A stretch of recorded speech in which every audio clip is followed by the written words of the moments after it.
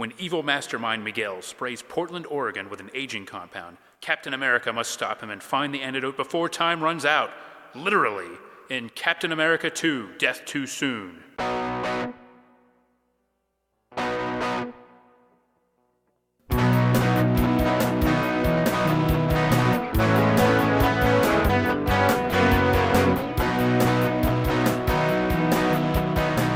Battle of the Network shows.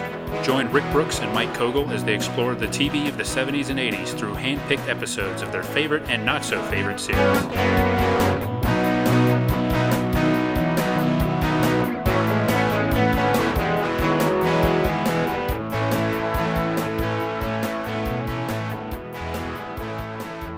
Welcome to Battle of the Network shows. Good to be here. Yeah. Season 4, Mike. Season 4. Season 4. Good Lord. I feel good about Season 4. You do? I feel good about making it to Season 4. I think that's an accomplishment in and of itself. It's a good thing, Season 4. I think I've heard somewhere that 97% of all podcasts do not make it to Season 4. Really? I assume like 95% of those 97% don't have seasons? Well, I didn't dig that deep into the woods about it, but yeah.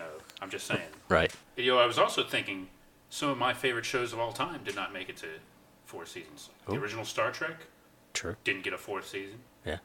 Batman didn't get a 4th season. Search didn't even get a second season. Search didn't even get a 2nd season. No, good one. What about Gilligan's Island? How many seasons? Gilligan's Island was 3 seasons. 3 seasons. Yeah. So, man, I'm not saying we're better than all those shows, but no, we've accomplished something that I think we can be proud of. Yeah. And I want to thank the listeners for the support, and let's keep it going. If you enjoy the show, please follow us in Season 4 and tell your friends, tell your enemies, tell everyone, and let's make the show grow. That's right. So we can get to a Season 5. Yeah. And we are here with another superhero show, and a show some folks might not be familiar with. They might have downloaded this and said, there was a Captain America TV show? Kind of. Yeah, sort of. 2 TV movies. Yes, it was unusual circumstances with this, and I'm not exactly sure what those circumstances were, to be honest. Yeah, I mean, it's clear that Universal had the rights to some Marvel characters. Mm-hmm. Incredible Hulk, which was already on at this time. They also did a Doctor Strange movie, which I haven't seen. And they did Captain America, and I know, watching something that the guy that ran the Incredible Hulk talked about, like, when he got that, like, they gave him a list to choose from to develop. Kenneth Johnson? Yeah, and the Hulk was the one that was most interesting to him because he wasn't really interested in superheroes. I see. So, yeah, they made 2 of these in 1979, and then nothing else happened with it. Yeah. But I definitely remember seeing them at the time. For some reason, I have a memory of seeing one of them at my grandparents', but I don't think that's right. Because that would have been in the summer, and they both aired it. I know this one aired in, like, November. Correct. I think the other one was just the beginning of 1979. Yeah. Well, it doesn't seem like there was one driving creative force, like a Kenneth Johnson or something, behind these Captain America movies. Right. That's a good point. And, and for context, superheroes were pretty big at the time. Wonder Woman was on. Yeah. The Superman movie, Superman the Motion Picture, had come out and was a success. There was a short-lived Spider-Man show, which apparently wasn't part of this deal, as per normal with Spider-Man. Yeah. Outside but at some point, like, Wonder Woman, Hulk, and Spider-Man were all on CBS. And this aired on CBS, and I believe the Doctor Strange movie did too. So they were trying to be the CW. Yeah, their day. Which right. Sounds really weird when you think about it today. Yeah. So my memories aren't necessarily fond memories. I don't think... I mean, it was cool that it was on, and like a lot of things like that, I feel like I just remember we turned on the TV and it was on. Yeah. Like not knowing it was going to happen. And I do remember, then playing, pretending to be Captain America, like, on my bike. Maybe even strapping a Frisbee to the front or something. Probably not unlike what Captain America straps to his bicycle. Maybe, yeah. His motorbike, but yeah. into that. So I remembered it, and it had some influence, but I don't know that it is a lasting influence on anything with Captain America. Yeah. Because I think even like the idea of him having a motorcycle had already been introduced in the comics. Yeah, I have zero memories of watching these when they were on. I think I remember references to them and maybe some ads and some discussion of it, like in the comic books. But I don't remember watching these when they were on. It wouldn't surprise me if I did, because and watching them now, they do feel like, okay, this seems like a CBS television show of that era, like a CBS action show. And Universal, Yeah. So it seems to fit in with those. With that setting, but yeah, I don't think I watched these when I was a kid, or if I did, I don't remember it. Yeah, we're going to be talking about the second movie because it's a little more interesting than the first one. Yeah, yeah, interesting. Yes. Yeah. So and the first one definitely veers off from the general Captain America story, which if you've seen the movie, you kind of know the general idea. World War II, he's a scrawny dude. He gets pumped full of steroids and Vita rays and becomes a super soldier. And then in Marvel Comics, they kind of retroactively said he had been frozen in a block of ice for a number of years after World War II and got reawakened into the modern world. Yeah, these are essential parts of the Captain America story, I would say. Right, that's the Captain America story. Yeah. The only thing that changes is how much time he's been in the block of ice. Right, but the World War II origin and the being a popsicle for a while, those are essential parts. Yeah. So in the origin movie, or the first movie, Steve Rogers is a laid-back dude. He's back from being in the military, right? Yeah, I think they say he was in the Marines. Yeah, although post-Vietnam. I'm not sure how I don't think they say under what circumstances. Or I guess maybe he had been in long enough that he could have seen some action. Yeah. And now he just kind of wants to cruise California in his cool van. Right. And paint and draw. Yeah, he seems like a free spirit, like a not necessarily a drifter, but not in terms of defending America, but discovering America. Yeah. It looks like, even like the beginning, it's almost like a road movie, Captain America, except he doesn't really. Which is a thing that, it's almost a cliche from the comics that things go wrong and Steve Rogers takes to the road to rediscover America. And I think that, again, that had happened, during the Watergate era, he had stopped being Captain America for a little while and went wandering the country on a motorcycle. But, there's some connection there. And there's somebody he knows who gets killed, and there's this scientist guy who's also in this movie, Simon Mills. That's the character's name. And he, there's this formula that it turns out Steve Rogers' dad was a crime-fighting Captain America who used this formula. And they can't get it to work. And then Steve has an accident, not an accident.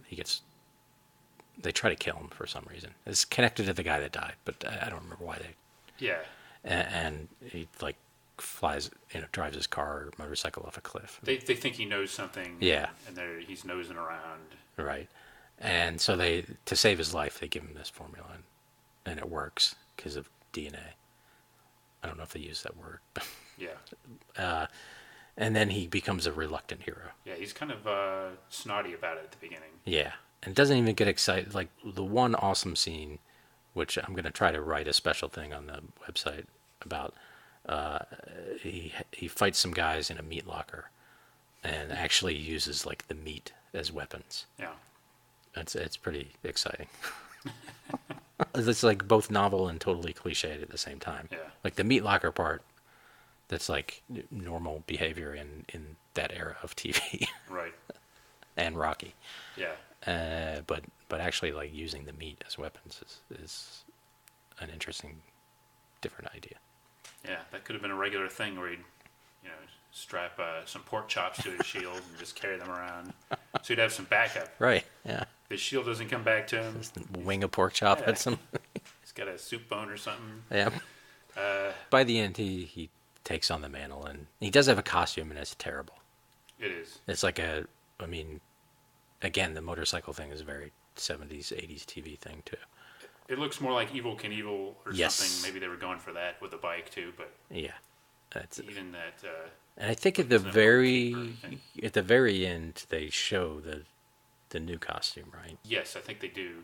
And the super bike. It's like a cool Yeah. super duper motorcycle. Which is sort of like one of those things that implies, okay, Captain America will return in a series. Of Right, some kind. yeah. Yeah, the meat. One of the reasons the meat fighting scene stands out is because there's very little action in the Yeah. movie. That first movie especially. Yeah.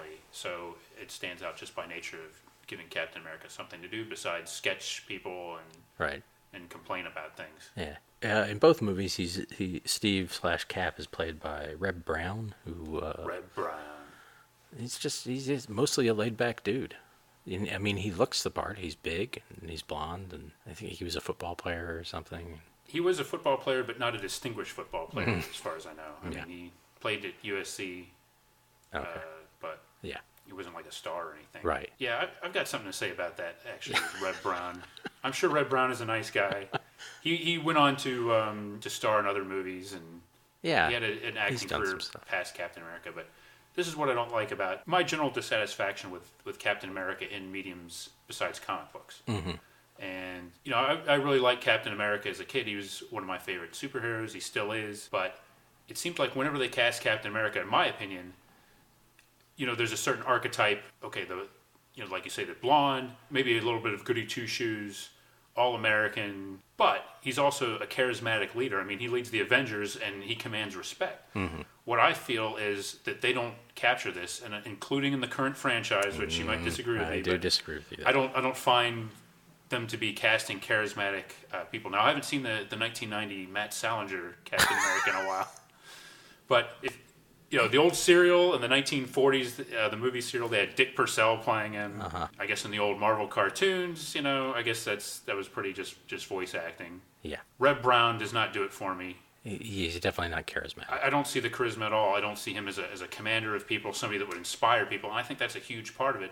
I think they seem to be casting for just that everyman kind of appeal without going for the charismatic leader type aspect, and that to me it makes the character seem a lot blander than he should be. Yeah. Even to give another example, I just thought of Superhero Squad, the animated. He's more like a straight arrow, but he's almost more like a Sam the Eagle kind of character at times than how I envision Captain America in the comic book. So Right. I find myself continually disappointed by Captain America in other mediums, and this was no exception. I'm not a huge fan of Reb Brown, although he seems to give it his all. But Right. Yeah. Yeah. I'll leave my thoughts about Chris Evans. I like that performance. He's probably my favorite character in all those movies, or at least certainly the early ones. But I think he leads more through behavior than necessarily rousing speeches or anything. His actions, his sacrifices, his according to my brother, a toupee. Interesting. Reb Brown does not wear a Verify that. toupee in these movies that I could No, he's got a discern. good head of hair. Yeah. Give him that. Captain America 2 has a subtitle I keep forgetting. Death something. Death Comes Too Soon. Death Comes Too Soon. Yes. Yeah, that makes sense. Yeah, so that aired November 23rd and November 24th. It aired twice? Yes, it aired from 8 o'clock to 9 o'clock, right before Ah. Thanksgiving, presumably, as a two-night event And is instead of as 1 2-hour block. Huh. I don't know why. I mean, unless they thought they were going for a family audience, Yeah. they'd make it like a two-night event or something. I saw one of them led into like the finale of the Salem's a Lot miniseries. Yeah, which doesn't seem like a natural transition. No. Exactly. So I have some. I wasn't able to figure out exactly what happened with the why this didn't go to series. It seems odd that the first one did well enough to go ahead with the second movie, although it came out so quickly that maybe they were just going to make two movies no matter what. Yeah. But yet not well enough to go to series with it. Right. And well, the other thing too is it seems like from some of the changes that maybe they got some feedback in the first one. They changed some things for the second one. I'm not sure, but Yeah. that's a pretty short timeline to come back. By the end of the year with a no. Maybe. I guess not if you're shooting it like a TV show, but if you think of it, they shot another 2-hour movie. They must have had some idea what they were going to do. Well, but it was almost a year apart. True. So Maybe consultant Stan Lee had some things to say. Yes, I did look for him in the credits, and yes, Yeah. you're right. He shows up as consultant, does he not? Like, Yes. buried in there. He Yeah. doesn't get that lucrative executive producer credit. No. Martin Goodman might get a. He might have still been around. Wow. This one definitely seemed is way more superhero-y to a Yes. point. I mean, I would say it's still in the milieu of like $6 Million Man. That's a good comparison because this Yes. feels a lot more like the $6 Million Man than Yeah. what you'd expect maybe from a superhero. Right, especially because it uses a lot of similar sound effects. Yes, and his physical motions are very bionic-like. Yeah, and certain scenes might be a little too long. Interesting. I hadn't considered that, but Including the opening credits, which uh, is like, I don't know, 2-3 minutes of him just driving his van yes. along the coast of California. Yeah, again, that kind of road Captain America that Yeah, they didn't really get in the first one. A little bit more in the second one. yeah. But we do get so the basic story is that there's this evil revolutionary, Miguel, played by the great Christopher Lee, who wants $1 billion, and in order to ransom that, I think he brings up to $2 billion at some point. He sprays an aging compound on the entire city of Portland that will age them 38 days, an hour. An hour, yeah. Yeah. 38 days, yeah, something like that. Yeah, and there's some calculation of, and we can come back to that, about how long it'll basically take them to die. Yeah. When we start out, good old Cap Steve is just hanging out at Venice Beach, and much like the Venice Beach of Chips, there's some bad stuff going on here, Thugs preying on elderly women. and men, I think, just the elderly in general, Yeah. stealing their checks, their pension checks or their disability checks. But luckily, one of them happens to be getting her portrait done by Captain America. That's right. And so we get an action scene pretty quickly. Yeah, we get to see some beach level action with Captain America right from the get go. Yeah. We also see he's got his costume and his super motorcycle in the back of his van. And we get that 2 or 3 times in the movie. The motorcycle just flies out of the van, and Which is pretty cool. it is pretty cool. That's one of the highlights, definitely. Yeah. Yeah, he beats these guys up. We get to see his mighty shield, which possibly is the lamest thing in these movies. It seemed like that would be one of the easiest things to fake of all those things. Yeah, Yeah. you might have trouble with the special effects. You might have trouble even like having action with a shield, but at least you could have a convincing shield Right. for scenes where you're not, smashing it over somebody's head or whatnot. Yeah. And they failed with a shield in this. Yeah, his shield is instead of made out of vibranium or even something resembling vibranium, it's transparent plastic. Yes. It looks like something, like you'd have like the visor of like a motorized big wheel toy or something. It looks like the same kind of material is what I... Right, yeah. Now, granted, it might be hard to get vibranium on a TV movie budget, That's true. but they could have done something better than what they came up with. Yeah. And I would say it's much rounder. That's not necessarily a bad thing, but... Do you mean like more two-dimensional, like flatter, rounder? No, like, has more, I guess, depth, like, than the shield normally would. Like his shield in the comics and in the movies is the curve on the top of it, or the face of it, is fairly shallow. Mm-hmm. Where this, what it's almost like a dome you would put over food to keep it warm. Well, he could have, or keep it cool, as the case may be. If yeah. he gets his meats from the meat locker, he just, plops it on there like a big tray and Right. keeps it good to go for a couple of hours. And he until carries it around on the front of his motorcycle, kind of like a windshield, but not really. Yeah. So it's probably covered in bugs and stuff. and That's a good point. And when he does, he uses it to defend himself, and that against bullets or whatever, and that's fine. That works. Yeah.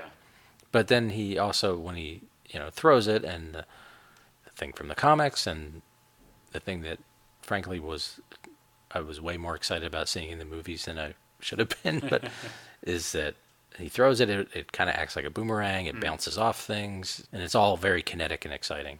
And when he throws it, it does like a frisbee.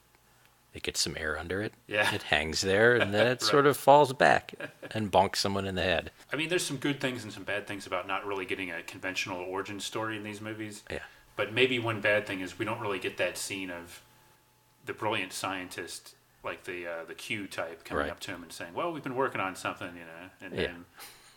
then Reb Brown proudly checking it out, and then a montage where he's like learning to throwing it like a discus, Right. and maybe there's a reason for that. Yeah. I mean, they do give it to him in the first one, right? Yeah. Or does he just... Yeah, but I don't remember there being like a big build-up. They No. don't say like it's made of a special material or... Yeah.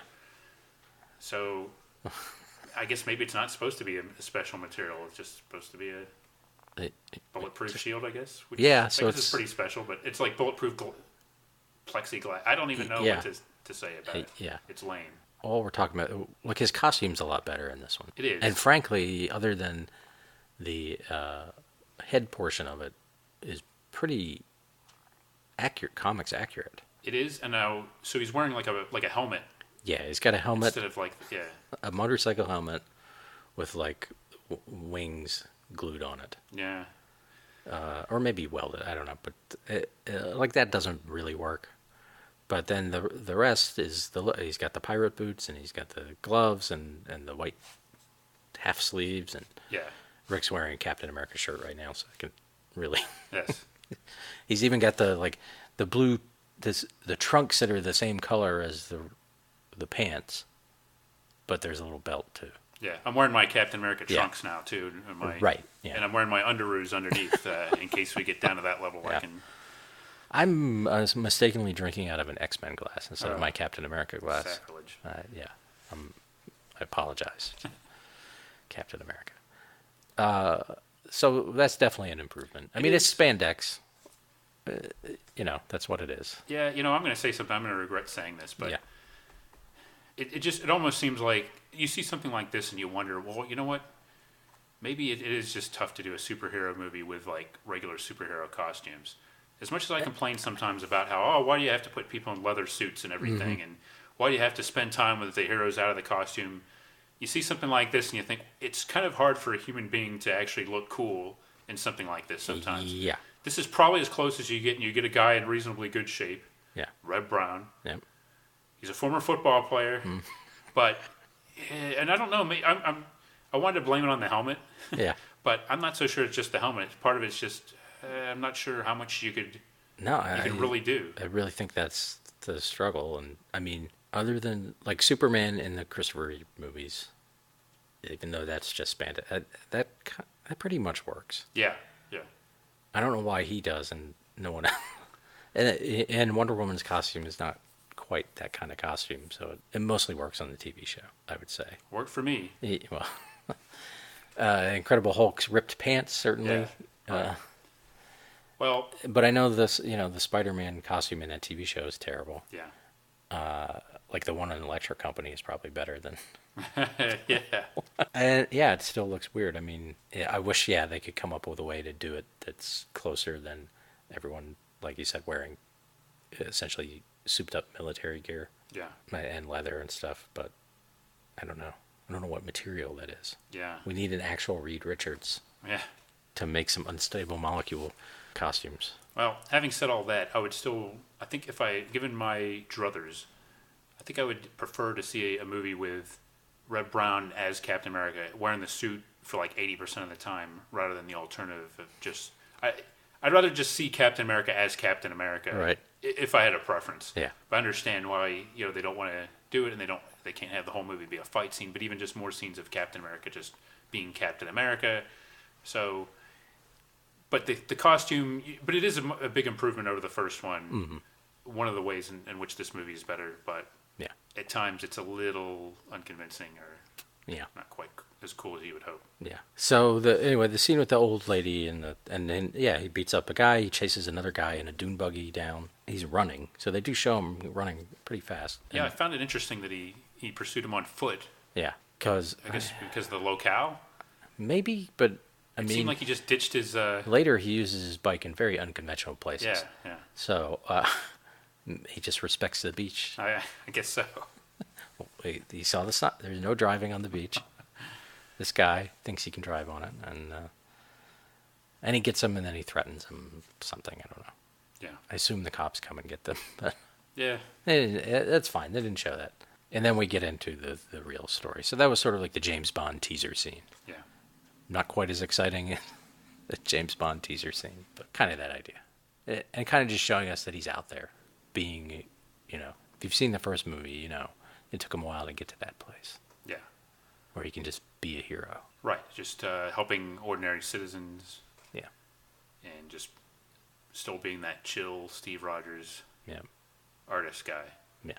So the main story, I already mentioned Simon, and he goes to some military lab or something, and the scientist there has been locked up in his office for 3 weeks. It turns out he's not there, but he did leave a clue with some hydrochloric acid in some glass, which etched most of the name of Miguel, the revolutionary. Yeah. Miguel, revolutionary man behind the airport slaughter at Copenhagen, the massacre at the World Cup track meet, and most of the kidnappings and executions of diplomats all over Europe. That's quite a resume, isn't it? Yeah. Miguel.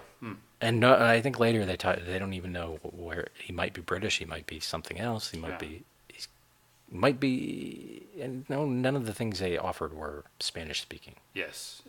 It's rather ambiguous, his background. Yeah. He mentions like being a jungle general, I think, later, or a jungle fighter. Yeah. So maybe he spent time in South America. It seems like something? he's supposed to be some kind of South American or Central American revolutionary, but they don't quite explore that very much. Right. I don't know really what his goals are at all, other than money. Money. He's one of those revolutionaries that really just wants to be rich. Yeah. Maybe to fund his revolution. Yeah. But yeah, again, in exile. Right. We don't know what he's revolting against. Yeah. Maybe just order. He's one of those. He's an agent of chaos. Yeah. And so we meet Simon. I didn't write down that actor's name for a second. I like that guy. Len Berman. Yeah. Len Berman. Yeah. Yeah, he's got some credibility. Yeah, he's got charisma. I mean, he's just sort of like a workaday actor, like we like, but he seems. He's slightly macho, but he's still, you believe he's a scientist too. Yeah, he's grounded. Yeah. He seems like a straight talker. Yeah. A pretty good semi-authority figure for Captain America to talk to. Right. And working with him this time is Rick Brooks' favorite, Connie Selica. Yes. Connie Selica. This period where she was wandering from TV show to TV show. Yeah. Couldn't quite find anything that stuck. And yeah. This was one of those things that did not. But she doesn't have a whole lot to do here. No. I might as well say for right now, there's no romantic anything between her and Steve Rogers. No, they're only in like one scene together. Yeah. I expect there to be a little bit more from her character, but it seems like in the first movie there was almost more with that. It's Dr. Day, right? Is she playing the same character? I think it's the same character that someone else. Wendy Day or something. Yes. Yeah. I can't remember the actress that played her in the first one, but the first one there was more interaction between the two of them. Yeah, I thought you just watched both of them, didn't you? Yeah. It's been a year since I saw the first one, so wasn't there some sort of romantic thing in that one? In the first one? Yeah. Yes. Yeah. Well, yeah, there was. Right. That was established, and she was originally supposed to persuade him to become Captain America. Right. And he was kind of onto that at first, but then something developed between. So yeah, there was, but they just totally dropped that in the second movie. Yeah. They give her the same. She doesn't look anything like the other actress, but they gave her the same name. So yeah. Or was the romantic thing the daughter of the guy that got killed? No, I think it was. No, it was. It was not the daughter. I think. Okay. I'm pretty sure it was the scientist. Yeah.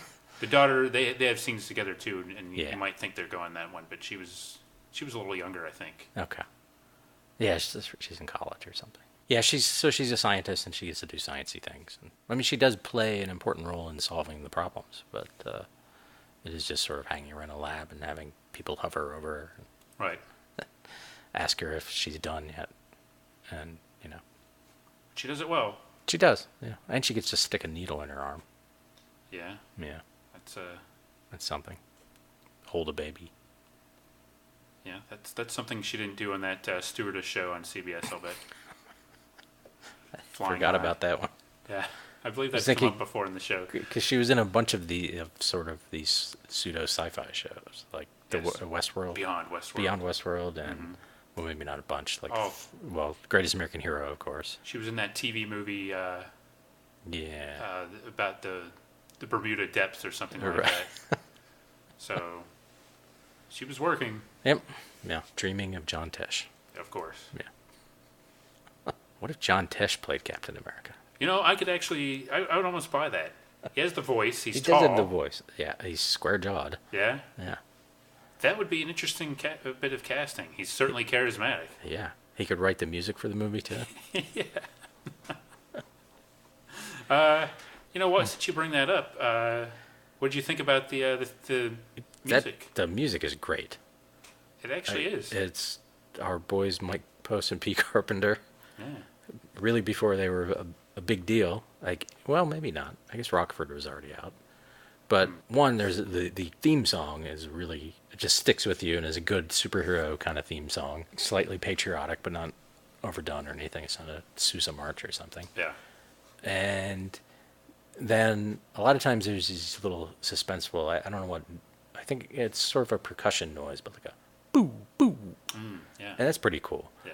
And then there's like this sort of country song kind of thing, like, just a laid back sort of piano, bucolic sort of song. But then a lot of times it will like, as the story turns, like the music will, like they'll change a note in it and then it'll get creepy. That's That's interesting. nice. Yeah. Observation. Yeah. Yeah. There was a little trace of country music in Yeah. the score. Maybe they were ahead of the curve on that whole cowboy craze that Right. urban cowboy in right around this time period. Actually. Yeah. Yeah. Definitely A+ on the music. Yeah. Yeah. I like the music has been in my head since I watched this movie. So Yeah. Tesh would have done a good job too, though. Oh, yeah. No doubt. And he could have played all the instruments. Yeah. Save some money. He's all in one when you get Tesh. Yeah. You get all kinds of things. Nothing against Reb Brown, but No. Reb Brown gives you football, good Right. hair. Muscles. Yeah. Tesh gives you music, charisma, height, Yeah. big forehead. Yeah. It's a plus. Good voice. Mm-hmm. Easy access to the entertainment scene. Yeah. I'm trying to think of other like heroes John Tesh could play. Thor? Yeah. I think Thor would be good. I was thinking for a second, but I don't think it would work. But I was thinking The Thing. I'd like to hear John Tesh Yeah. with he's a little like the New York. right. He's not quite street enough, I don't think. How about this? Might be a little out there. What about like going with the kind of tall blonde kind of thing? What about like Angel from the X-Men or maybe Maybe Iceman? Angel. I'm not sure about either of those, but it's possible. I'm trying to think of someone who's a little bit monstrous. Okay, like more of a hulking, but yeah. not the Hulk kind of guy. Right, yeah. More of a bulky guy. I Right. see. Maybe you could play a different, like the Red Hulk or something. Yeah, I'm not sure how buff was Tesh in his I prime. don't know about Buff, but he's a big, he's like definitely tall. Naturally, you'd think he's got a pretty large frame. Yeah, It's hard to tell because on the Entertainment Tonight set, they covered him up in suits right, yeah. and I don't remember him doing a lot of location reporting once he got established at the desk. No. And I don't think they lit his part of the desk so you could see his legs. What about John Tesh's Solomon Grundy? Yes. More of a villain type, but Right? Well, nevertheless, why not? yeah. Yeah, he's very versatile. I'm sure he could pull that off. Yeah. I'm sure Tesh has a dark side, I bet he does. that he could draw on for that kind of role. Yeah. And I think he does have a sense of humor about Yeah, himself a little bit. yeah. Yeah. Well, And Yanni as Doctor Strange. And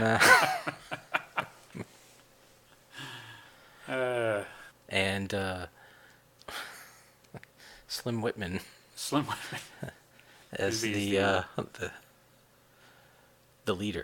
the leader. Slenderman is the leader. Okay, we Boy. just lost Well, half the audience here. folks, if you have any suggestions for who John Tesh, what superhero he should have played, I'd love to hear it. I think we both would. Yeah. It's going to be hard to get back to this because I'm going to be thinking about that the rest of our episode now. Yeah. Well, let's move on from John Tesh, though. Right. That's hard to say. And temporarily move away from Connie Selica, which is even more difficult. Yeah. So Miguel, we find out, is holed up in a prison, which is kind of smart. He is an evil genius. Yes. Like, who would think to look for an evil genius inside a prison? I certainly wouldn't have thought that. No. So he's pretending to be the warden, but he's got this professor there doing his experiments on creating this aging compound, which apparently started as a de-aging compound. But the scientist was like, well, you can't figure out how to stop aging until you understand how it works. And, It made sense the way they presented it. Yeah, and they're making him weaponize it. And Miguel's right-hand man is Stanley Camel or Kamel, I don't know how to... Ah, yes. Who was... Very recognizable face. Yeah, I think he might be best known for being on Monk. He's best known to most people for being on Monk. For me, I remembered him for something different, but... Right. I remembered him as being on 90210. He had a recurring role as, I believe he was a gangster when Rebecca Gayheart, the Noxema girl, had a stint on 90210. I think he was her controlling father or something like that. Oh, okay. That makes sense. I definitely recognize him, although he looked a little bit like the guy from Kojak. Oh, Kevin Dobson? Yeah. yeah, that's a good call. I can see that. Right. They realize that the compound or whatever, it needs some sort of special chemical, and they find out that it's going to be at some docks. And I still don't quite understand what happened there. Well, I think there's a reason, because it doesn't make any sense, really. Right. So Cap goes there in costume with his motorcycle and just beats up some random dock workers. Yeah, who have no connection. They're just moving cargo as far as they have no... Right. As far as we know. Yeah. There's no indication they're tied into this plot or anything. No. He just goes and... And then he punches a hole in the crate. Yeah. Takes out one bag of the chemical. Mm-hmm. That was pretty cool. He tosses it over a building, and it lands right in the passenger seat of Connie Selica's convertible. Yeah. That was... Like right after she pulled up. That was pretty good aim. Yeah. Excellent timing and a little bit of ESP or some kind of... They didn't show it, but maybe he uses his super hearing. Could be. Which he definitely uses in other places. Yes. But yeah, it didn't quite make sense. Other than, like, when the bad guys are loading it up, they say something like, some crazy guys tried to steal it. Yeah. So maybe he was just trying to make it look like a theft. Which is, that in itself is kind of bizarre. And then he should have worn, like, a hoodie. And yeah. Right. That helps them track somehow. Oh, he follows them. That's right. He follows them, and he kind of sees where the direction they're going, and he ends up in Belleville, Oregon, which is a quaint little town. Yeah, small little community. Yep. Although apparently some people don't like strangers being there. They don't like strangers, especially strangers that hang out and draw things, or right. Strangers that hang out, draw things, and ask questions. They don't like that either. Yeah. They want him to leave. Yeah. And they tell him by messing up his painting. Yeah, He's painting a cat, Heathcliff. Mm-hmm. I think it's Heathcliff. And yeah, one of the guys paints glasses on it, threatening glasses. Yeah, I mean, clearly a chilling message. Yeah. But and, kind of rude, I think. Yeah, not cool. And they're strangers too. They don't live in this town. Yeah, it's not like they're... We know the that. Chamber of Commerce or something, or the Rotary Club. Yeah, he knows that. All the people in town know that. But, So he says he'll leave, and then, of course, he doesn't. Yeah. He just walks over to the vet. As Steve Rogers, of course. He's walking around as Steve and decides to stick around. Right. And he meets Helen, a mom, and her kid Pete. And they're basically telling him to get out of town, too. Yeah. Even though the friendly locals are getting on his case, too. Yeah, go to Greenwood, but Pete says Greenwood's a dump, so... Yeah. Steve doesn't go. He goes to talk to the the vet, who doesn't appear to know anything about animals. I feel like, though, if he's still a doctor... Yeah, he'd be able to fake it a little bit more than that. I mean, the bones have the same name in a cat, I think, as they do in a... Yeah. Well, I imagine there's some differences. Right. Between the respective anatomies, but... Yeah. I did look up that actor, William Mims, I think is his name. Just because he looked familiar. I might have not written that down, but I think he just a lot of guest things. He was on Petticoat Junction some as the mayor or something. Yeah, he's in a lot of definitely recognizable character actor. I think he tells Steve to go to Greenwood or whatever too, doesn't he? Yes. Says that there's a vet in Greenwood. Animal He might hospital. be able to help you out. Yeah. Yeah, go there.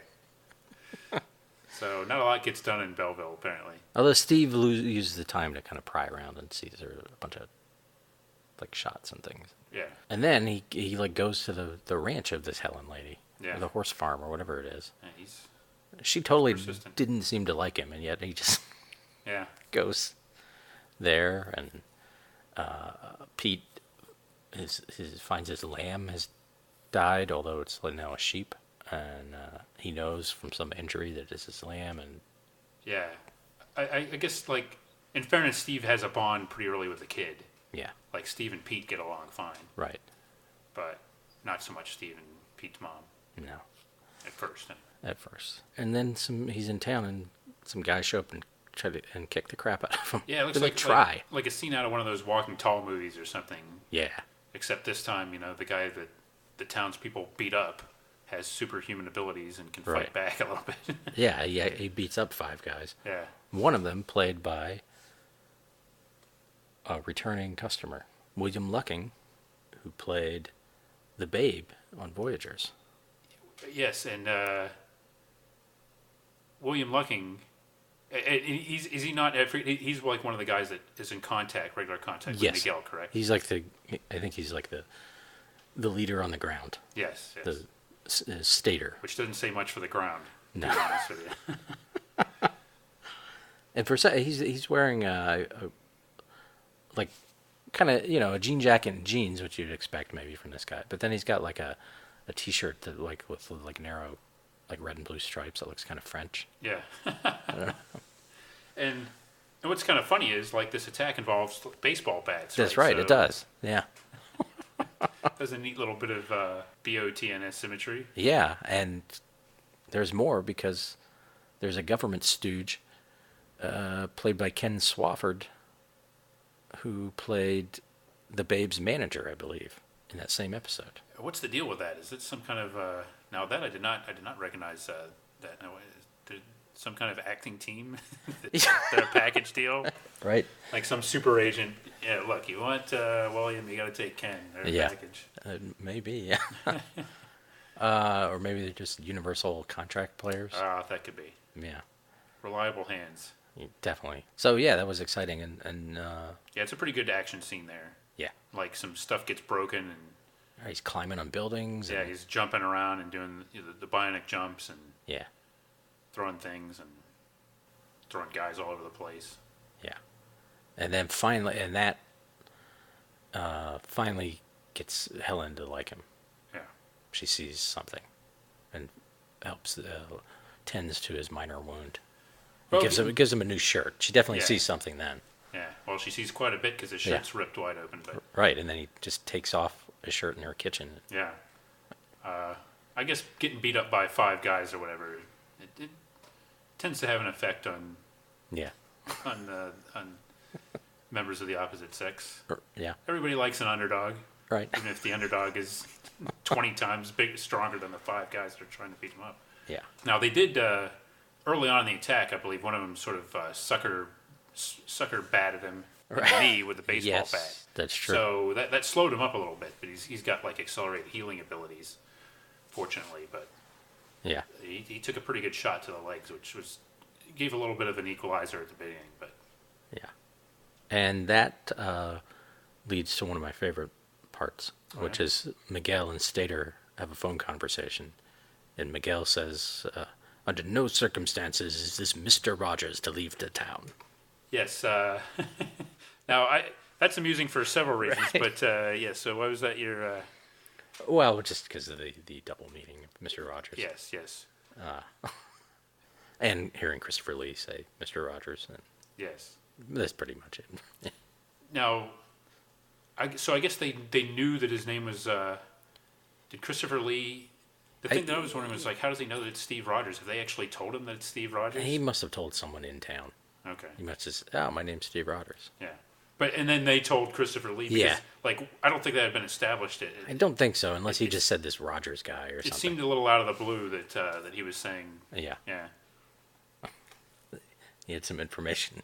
Yeah. Yeah. Well, he's Miguel. Yeah. Well, Miguel, this worldwide revolutionary, he's probably got informants everywhere. Yeah. He doesn't know he's Captain America. Yeah. I don't think they ever figured that out. No. Oh, he's so inconspicuous Yeah. and choosy about when he puts on the costume, as we've established. Right. And then, so to keep him in town, they have him arrested for assault and battery. And then, we don't see it, but he breaks himself out of jail and then runs to his van and gets in his costume, gets out of the motorcycle, and that convinces them that Captain America broke him out. Yeah. I did. I like that part. that was their assumption that Captain America Right. must have busted him from. Yeah. Well, somebody bent the bars without, Right. like, as if by hand. But certainly not the guy that just beat up 5 of them at one time. No. He wouldn't be strong enough to do that. Which I guess, you wouldn't believe that. And then if you saw Captain America, who else would you assume could have done that? True. I mean, we don't know if the Incredible Hulk is in this world. Same studio, so it could be a cinematic universe. Well, that's a good point. But That's a good point. I do find it a little curious that nobody would link the two of them together. yeah, I have a feeling that William Lucking probably beat up Bruce Banner or David Banner at some point too. You think they cross paths? Just a suspicion, I think that's a good bet. right? It's a good bet. Especially, both of them seem to have affinity for wandering through small towns at various points in their life. So Yeah, I'll bet they Yeah. surely encountered each other at some point. maybe if we run out of pick your pine ideas, test your lucking.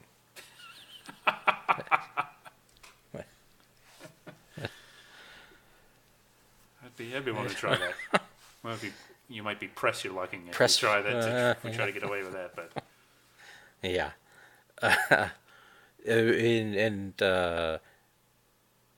And then there's a big chase.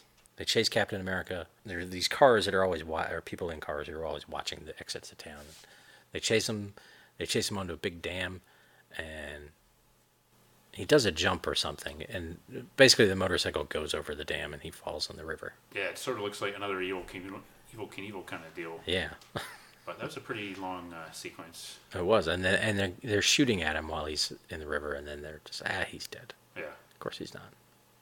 But many people would have perished from that. yeah. I can understand a little bit of their overconfidence, but Sure, yeah. And in the ransom part of it, Miguel has sent them, I think, a mountain lion cub yeah, that's been dosed with the aging thing. yeah, he's got direct access right to everything. I mean, Yeah, he's got their phone. Right. Phone access. He's got their mailing address. I mean, I guess he knows where the institute is, but yeah. The national. well, I mean, he's more plugged in than they are, really. Right. Yeah. They've got there's a White House aide. I forget what his official title is, but there's a guy working with them. Yeah, that's- like representing the presidential. Yeah, the other guy from Voyagers. Yeah, and he's I forget what his official title is, but Yeah. I think you call him a government stooge. Did you call him? I did call him the government student. Especially because he keeps making a big deal about how complicated political decisions are. Yeah, Which is kind of amusing. Like, well, you're science. You just figure things out. It's easy. right. Nothing's easy in politics. Yeah, he's the voice of the White House, kind of saying, "Well, we Yeah. don't make deals with terrorists and all that stuff," and Right. kind of being he's a bit of a negative Nelly at times. Yeah. when they're trying to come up with solutions. Yeah, but those people at the National Security Laboratories, they're going to do the right thing, They are. and science is going to tell them that this is probably, like, once they see this cub is aged, which Yeah. it does over the course of the movie. I think it ages like a year. Yeah. So there's that component, Yeah. and then they'll have what about the antidote? Oh, right. because Miguel has an antidote. That's right. Because he's holding them for ransom, but then I think it's our guy Ken is the one that's, well, how do we know that he really has an antidote? He could just be lying. Yeah. And because Miguel is listening to their conversations, he says, well, he sends them a sample of the antidote too. Yeah. And gets there fast, apparently. Right. He's got tentacles everywhere. Yes. And to his credit, he's not just sending them like an audio recording or a video. No. He's giving them an actual animal that they can test out, a dosed animal, and an antidote that they can try on humans, on the animal, and and something that they can put into injectable form. Right. And so Connie gets to go out, and she flies to Portland. And by this time, that's the other. She has to fly to Portland. Because Portland has been gassed with this stuff. Mm-hmm. The Skywriter gassed the entire city. I feel bad. It's a nice city. It is. It's an interesting choice of a metropolitan area that they chose as the threat. Yeah. Something a little different. Yeah. And so she goes there. She doses herself to make sure she's inoculated, I guess. And then she tests it on one twin, a twin baby. When she gets to Portland, they were lucky to find identical twins. Yes. That had been dosed. And they're like, we'll see in about an hour. Yeah. If the baby's aged about a month, the one baby then will and the other one hasn't, will know that it's working. And I was kind of like, are you going to be really a month? Like, is there some scientific test to tell you? Yeah, it was like... Yeah, but then it was just a baby with more hair. Yeah. I guess it's pretty obvious. But yeah, I was wondering the same thing. Like, are there rings around his ankle or something you can measure? I mean, what, you going to carbon date the baby for a month? And meanwhile, Steve Rogers is gone for like 7 minutes of the movie, of an hour and a half movie. That surprised me. Yeah, it did. There's quite a bit where he was off screen. Yeah, makes a little bit more sense for a TV series than a movie, I would say. Because like if this were an ongoing series, it would make sense to give Connie Selleck's character more time and establish her. Yeah. So maybe it's another indication that they hoped that something would come out of this, but I just don't know. Yeah, but he does. He shows up again at the ranch, and he finally kind of, was that the scene? Yeah, he starts to get some answers from Helen. Yeah, he kind of confronts her, and she sort of tearfully tells him why. I mean, basically they've all been held hostage. Yeah. The whole town. There's this weird setup where they're getting just enough antidote to keep the potion dormant or something. I think right. Yeah. But not enough to actually cure them. Yeah. And periodically they get this dosage. So in exchange for their silence and cooperation, keeping this whole thing a secret. Right. They did cure all the animals. Yeah. Except for that one. Because he had wandered away when they. Yeah. So the people are being held hostage, and that's why they're not saying. Although they could have been a little bit more polite about to visitors. I mean, I can understand telling a guy not to ask questions, but they were still a little rude to him anyway, even if they were threatened with sure death. Right. Maybe that's just the way they are in that town. Could be, yeah. Right. Maybe we should have just left Belleville, Yeah. Heck with them. Don't visit. Yeah. Don't come to Belleville. We got enough.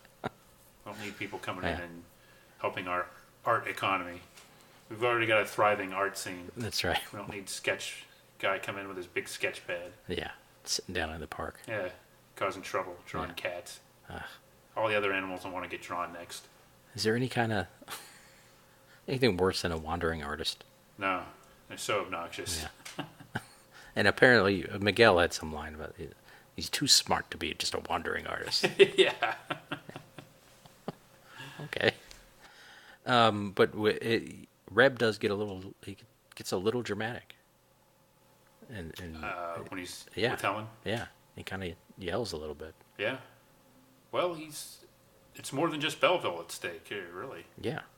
Belleville is not the center of the world. Portland. Yeah. That's right. Portland. I mean, Belleville, they probably don't care about a big city. If anything, they might be glad to see Portland get theirs. Just think how many sketch artists there are in Portland. They probably all deserve it. This is why there are so many, because Belleville won't take them. Yeah. Yeah. So all just sitting in the park drawing squirrels. Mm-hmm. maybe they deserve it. Yeah. But Steve, being an outsider, he doesn't see it that way. No. To his credit. Yeah. And he talks her into giving up some information, I guess. Yeah, and then I was vaguely impressed to use some, like, detective skills. Like, they do try to put him over as being intelligent. Yeah. And I'm not saying Reb Brown isn't, but, Ooh. you know, you could look at one could pass judgment unfairly. Hey, let me tell you something. To get into USC to play football, you got to have the smarts, man. You're not gonna survive it at USC without some kind of, I can't say it with a straight face. Sorry.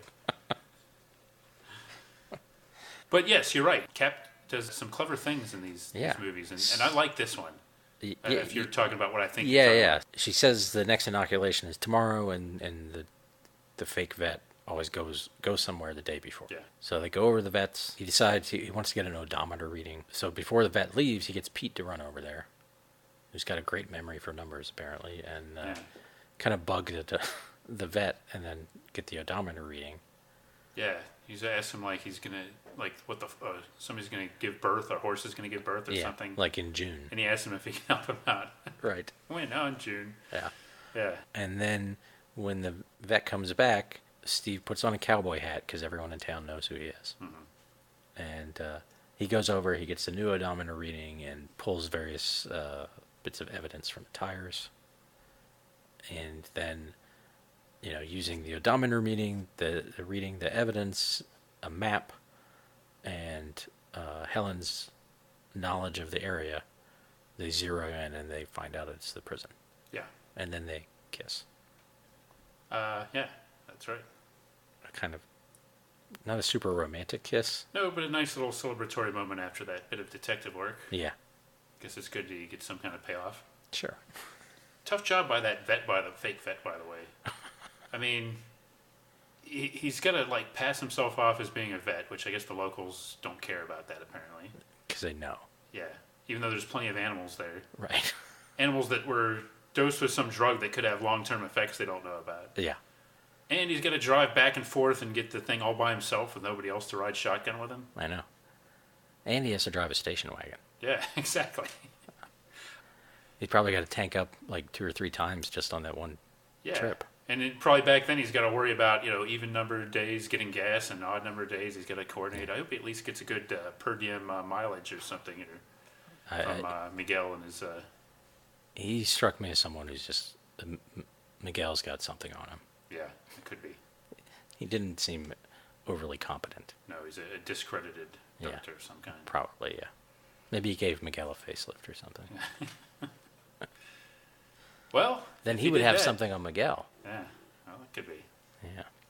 You'd think he'd get some better perks. Maybe he didn't. We just don't know about it. But I just want to give a little shout out for him. Yeah. But that was a good piece of work by Captain America and Reb Brown there. Yeah. And then he goes and breaks into a prison. Yeah, why not? Which he uses his smarts there too. Like he sees a car pull up and then he sees how long the gate stays open. Stopwatch times it. This is something they didn't really do again in the first movie. They didn't have this kind of thought, I think, involved in some of his stuff. They didn't really have a good menace or a villain in the first movie. No. To speak of. I mean, it was more nebulous what he was fighting against. There are definitely many ways in this which the second one is far superior to the first one. The first one, someone was gonna like blow up the world or something, right? Yeah, I mean the stakes. It was like nuclear secrets and all this, and somebody was going to hire somebody else to build but like a neutron bomb or something. But there wasn't like one identity. Yeah, you didn't have Christopher Lee. Right. It's just some guy. Yeah. And Captain America being smart is in character. Yes. That's part of like the whole super soldier thing. Made all of his sort of faculties more. Well, yes, and he's not just a great detective, but he's a brilliant tactician. Yeah. That's one of the best things, and that's why I always get mad whenever Captain America loses a fight, like a group fight or something, in any kind of setting anywhere, because he's a brilliant tactician. Mm-hmm. Or if he does lose, it's because he's got a reason. They better have an explanation. Yeah. Have I mentioned before, one of my favorite things that my friends and I used to laugh about was, just when Captain America would back down from a fight or something, he would correct somebody. No, it's a strategic retreat. Captain America didn't give up or run away. He would make a strategic retreat. Yeah. Which is brilliant. That is because brilliant. to most people watching it or reading a comic book, you'd think, oh, he's running away. No, it's a strategic retreat, which is a legitimate fighting military combat maneuver. Mm-hmm. I forget why I started making that point, but I just wanted to stick up for old Cap. Sure. But yes, he's Yeah. a smart guy in the comics, and it's good that they gave him some smarts in here too. I agree. So while he's breaking in, Miguel tasks Monk's shrink to to dose a bunch of dogs with as much of the aging thing as possible, which I guess will make them mad. Well, I'd be a little Yeah. cranky too. And then he's going to sneak out, and he takes the rest of the cure and the compound. They leave the doctor locked up. Everybody else is going to fight Cap. The absolute best thing, though, Cap rides his motorcycle into the prison, then he rides it into a building, down a hallway, into an office, where he reads a map of the prison. Then he gets back on his motorcycle and rides out Yeah. and goes to the appropriate building. That's some fine stunt work there. I defy you to show me a time when Evel Knievel ever did that on ABC Wide World of Sports. Exactly. It just didn't happen. I want to believe that Captain America just did that all the time. Like when he went to the mall. Yeah, He'd ride his motorcycle in the mall. right up to the mall directory. Yeah. Be going around like, oh, there's a directory, and then it would just be one of the ones that's just ads, and Yeah, you have to go somewhere else to find the directory. right. That would take him forever. Like, why do they group this with specialty shops instead of just toys and games or Yeah. And then he fights the dogs. It wasn't really exciting, the dog fight. He just sort of like batted him with his shield a bunch, Yeah. and then closed the door. He was relatively merciful with them, unlike those dock workers that he wanted to beat up earlier. Right. Captain America loves animals. Yeah. Dock workers. Yeah. And no, he didn't ride the motorcycle into that building, by the way. He parked outside. But I like when he leaves that building, he talks to the doctor, he finds out the stuff's gone, and then he leaves that building, and he like runs down half the staircase and then slides down the railing. Just because. Just because. Wouldn't you? Another favorite, this is difficult to now pick a favorite. He's standing by the prison wall with his motorcycle. He throws his motorcycle into the air, and it lands very gently, perfectly upright on top of the wall. And then I guess he jumped up there and threw it on the ground. I don't think they showed all the steps there, but No. it was and it floated very similarly to the shield. Yeah. In other words, not convincingly. This is true. And then this is the part that reminded me of the $6 Million Man, at least the one we watched. A very long chase scene. Yeah. And there's a cool element to it, which is he pushes, that's how he got off the wall, I guess. He pushed a button on the motorcycle, and a hang glider comes out of the back, and then he flies his motorcycle for, I don't know, like 20 minutes. Yeah, they love that footage of the hang gliding. Right.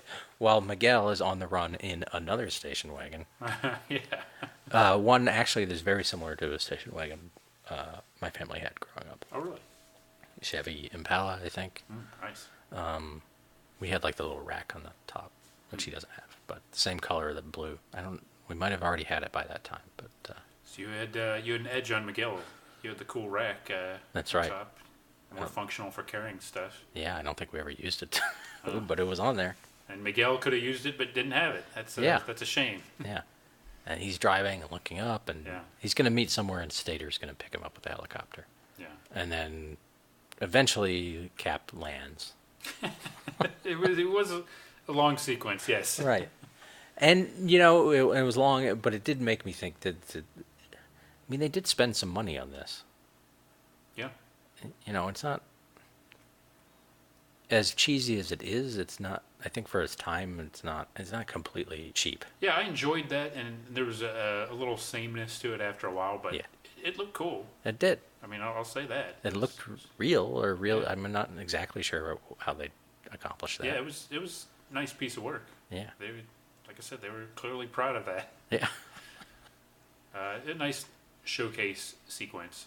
And, possibly Christopher Lee was already a little old that time. You couldn't really do a convincing epic drag down fight scene. So this was maybe meant to be like, okay, we'll just do extremely long hang gliding scene. Will be epic.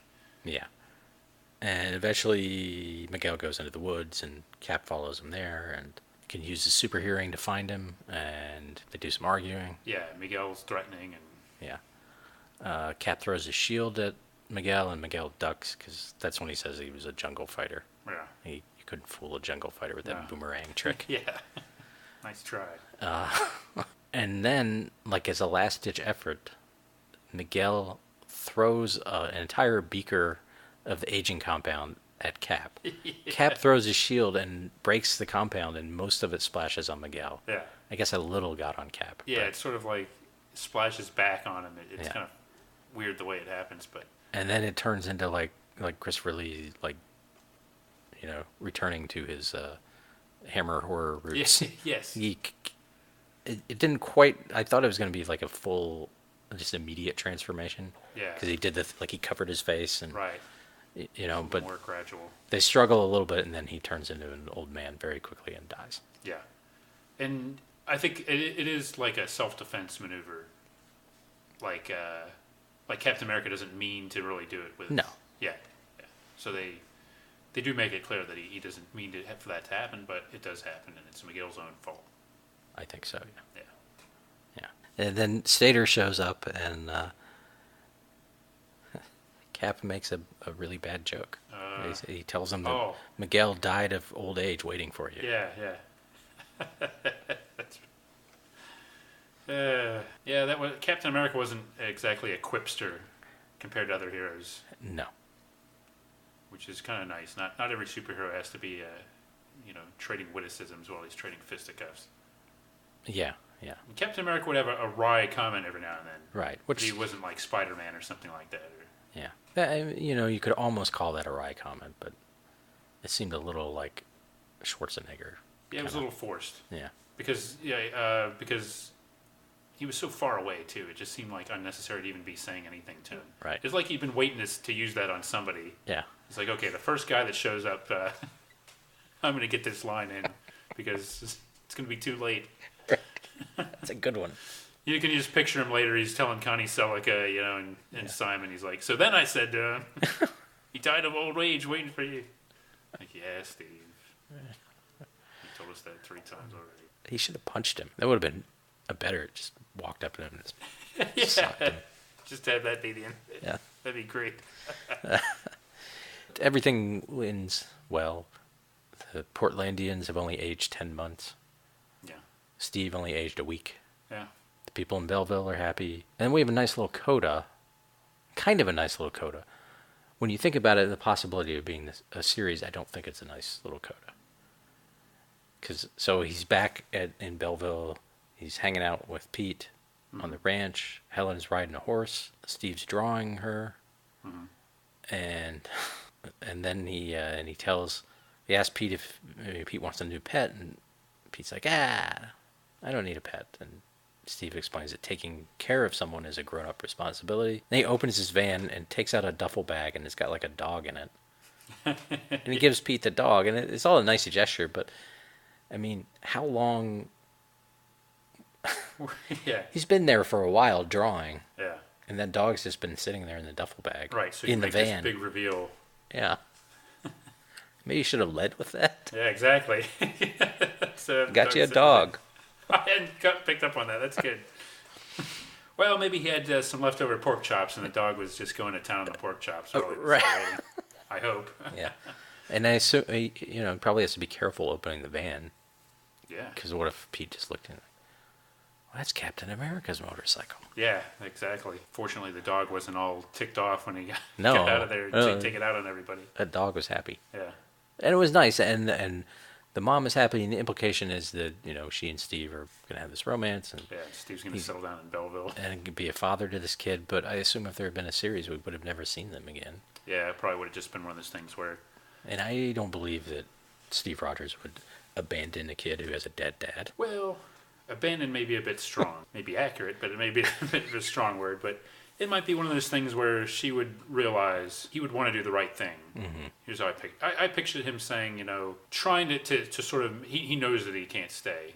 Yeah. He says he'll come back through, and she's like, your work is more important than, this little community. Right. And maybe Pete would be like, there are other Petes out there, and they need some advice too. Right. It's very noble of Pete, yeah. Yeah. And Steve would promise to write, and he wouldn't, but he'd at least promise to do it. Maybe he'd send drawings. Yeah, that's postcards with drawings on them. Various cats he sketches all over the country. Yeah.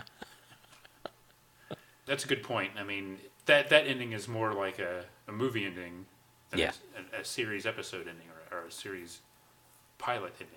Yeah, maybe by the time they finished filming it, they knew they weren't going to get a show. Could be. So they tacked it on. They shot it with two different endings. Yeah. They had this ending, and then they had the other ending where he just totally tells her to stick it for not being polite to him in the first place and just walks off. Right. Americans are polite. Yeah. I've had enough of this hick town. I'm going back to Venice the Beach. Yeah. First, I'm going to go to Portland and get some donuts and right. and sketch some people. Then I'm going to Venice Beach. And I might go hang gliding on my motorcycle again. Yeah. There's probably not a lot of good beach action in Belleville, Oregon. So. Yeah. Another thing I forgot. When he goes off the dam and his motorcycle goes with him. Yeah. How does he then have a motorcycle again? Well, did it just survive and he dragged it out of the river? Did it survive? The motorcycle's a tough egg. It's going to take a lot more than that as he's patting his motorcycle on the handlebars. It'd take a lot more than a fall off a cliff or fall off a dam to take out this little guy. Did I miss a scene, a moment where he called? Yeah, like Simon was on the phone, we'll get you a new. I feel like maybe in the first one they did that. Yeah, I don't think they explained it or anything. Okay. I thought you were going to say that he called up, he did a whistle with his fingers in his mouth, and then the bite came to him automatically. That could be. Unfortunately, I don't think they did that either. No. While we're talking about decisions and creative, did you happen to notice who directed this? I did look it up. I know at that time he had a lot of TV credits. His later credits seem a little sketchy. Yes. But I think there's one thing that you're thinking of. Yes, he was he was associated with Heidi Fleiss. Oh, that's not what I was thinking of. Yeah, he was her boyfriend or husband at the time of the scandals when Heidi Fleiss was in the news, and yes, so that was what he became more known for. Yeah. Later in life, Ivan Nagy, and. Because I was, he directed that Gary Coleman movie where Gary Coleman's in arson. Oh, I did not know that. Yeah. Wow, what a life this guy had. I'm even more impressed than Miguel's resume. Yeah. The Ivan Nagy. Woo. I also noticed that the second unit director on this was the director of the first movie. Really? Rod Holcomb, who is still a TV director. Really? And has all sorts of credits. Wow, I did not know that. Yeah. That's interesting. And in fact, I remember when I watched it before, looking him up and being kind of impressed. He directed at least one really memorable episode of Lost. And, wow. And one called Jughead. Memorable just for the name alone, but still has anything that's on dramas your basic network dramas. He's directing a lot of 40 years later. Yeah. Good for him. So he might have been a young dude then. Rod Holcomb. So he took a demotion. I guess That's so. A significant demotion. Yeah. Or maybe Ivan wasn't doing enough, or maybe Ivan couldn't handle the action parts. He brought the intimacy. Yeah. Well, you have a chance to get Ivan Nagy. Yeah. You take it. Or maybe you're enticed by some way, in some manner, to take a lesser role on the second movie, so that Ivan Nagy. We'll just leave it at that. Yeah, I don't want to cast aspersions on Rod Holcomb. No, that's a great name, by the way, Rod Holcomb. That's a good catch. That's interesting. Now, it's possible that the shooting of these movies was closer together than. That's possible too. And maybe as you were kind of suggesting, I think maybe it was designed like this, and maybe he was busy for the first one.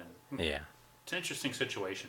I feel like there's a lot more to be said for this about these movies, and unfortunately, the way we watch them, there's none of this. There's no supplemental material at all in the DVD. No, the good part about the DVD is it has both movies. Yeah. And at least on a single disc. On a single disc, and when we bought it, it was $5. Yes, that's a very good thing. Yeah. So I do wish it had, a little information. Yeah, I might be a little petty to complain about the lack of supplements, but I don't see. I mean, I was researching this and trying to find out some more about what intrigues me is the whole being picked up for series or not, and there's not a whole lot of information out there about this, which surprises me. Yeah.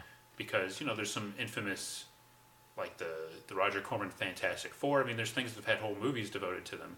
Right. This though, it's cool that it got a DVD release, but there's no information at all. Not even the old what do they call them, notes or something. You get the text notes. Right. You remember that as a DVD extra? Yeah. So there wasn't a booklet or anything. No. Interactive menus. Yeah. Well, okay, they did have the interactive menus. Maybe Reb Brown could have done a commentary or something at least. Man, come on. He'd probably be explaining a lot of this stuff we're talking about. Yeah. Like why he wore the helmet, and he was probably against some of the stuff we're poking fun of. Yeah. He does have a cameo in the first Captain America movie. I don't remember who he... I think he's in the same scene as Stan Lee. Okay. He's just like a soldier. Yeah, Stan Lee is not in this movie. No. He's just a consultant. Yeah. He got some kind of paycheck. Yeah. Maybe Stan Lee came up with some of these ideas. I doubt it, though. Yeah, I could see him coming up with like the hang glider. Yeah. Well, it could be. Could you have a motorcycle on a hang glider? Wasn't there a period where that's what he was doing, right? He was trying to shop the Marvel, get Marvel into like TV and movies. Yeah. And so I don't know. It'd be interesting. Maybe he has taught more about this movie, but if he has, I don't remember it. No, I don't either. I mean, I like I said, I seem to remember like ads and people talking about it, but over the years, this seems to be a kind of a forgotten part of maybe some would say justifiably so, but it's kind of a forgotten part of the Marvel legacy, totally overshadowed by the Hulk, the Wonder Woman TV show, the Superman movie. I mean, they did do 2 movies out of it, and yeah, maybe CBS just like too much. We have 2 shows, we don't need another one. Yeah, I mean, because the Spider-Man, which hopefully maybe we'll find a way to talk about that someday, but apparently had really good ratings, but got canceled anyway. Yeah, and that was on CBS too, right? Yeah. Yeah, I guess there would have been a certain expense, but I mean, Captain America, if you did it like the Hulk formula and have him put on his costume twice an episode, it didn't have to be that expensive. No. And this episode, or this movie, I mean, they're doing like some more basic fight scenes and things like that. Yeah. Now, I did have the thought that, like, I feel like, this is a slightly more grounded, partly just because of budget. Yeah. And I'm okay with that. I feel like if you're doing a show that's kind of, a superhero show that's kind of based in a more real-world setting, that either it needs, like, a compelling thing like the Hulk had, like the character part of it, or it needs to be done with some style. Right. Like Arrow, when it started, I think was pretty, well, not quite real war, but wasn't super fanciful either, and still isn't.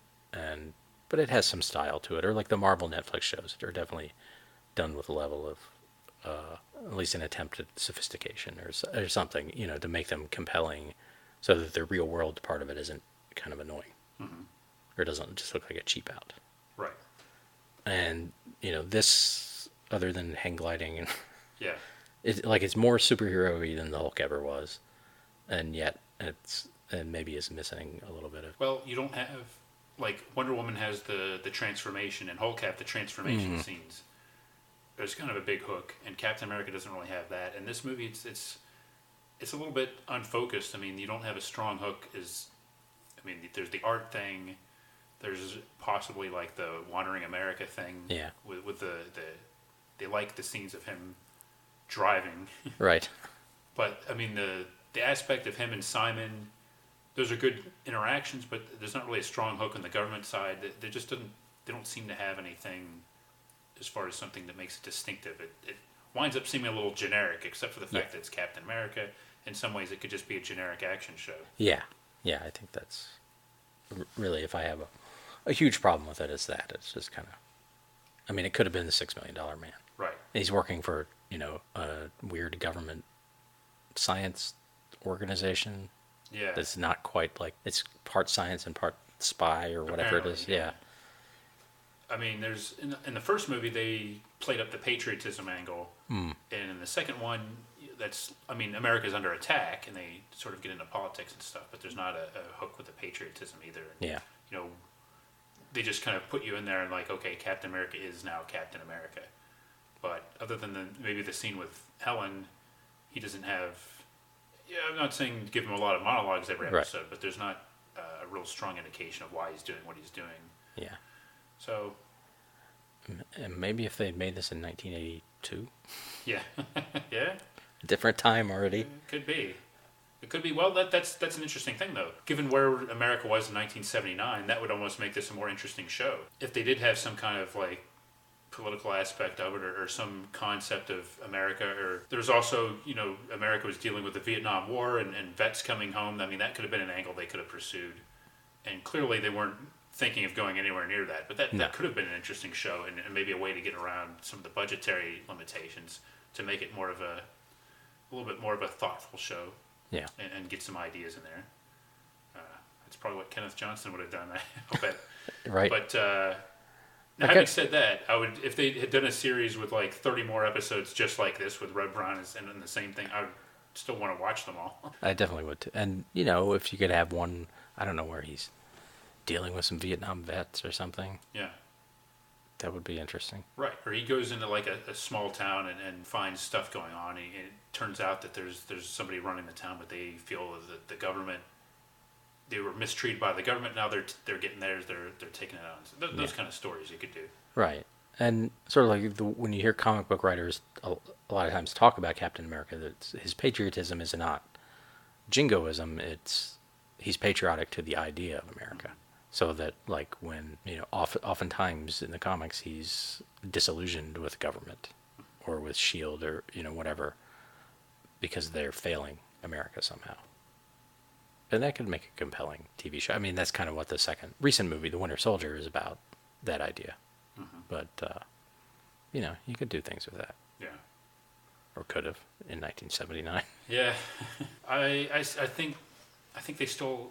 I think they have troubles finding the character. I think they've done a much better job of it lately.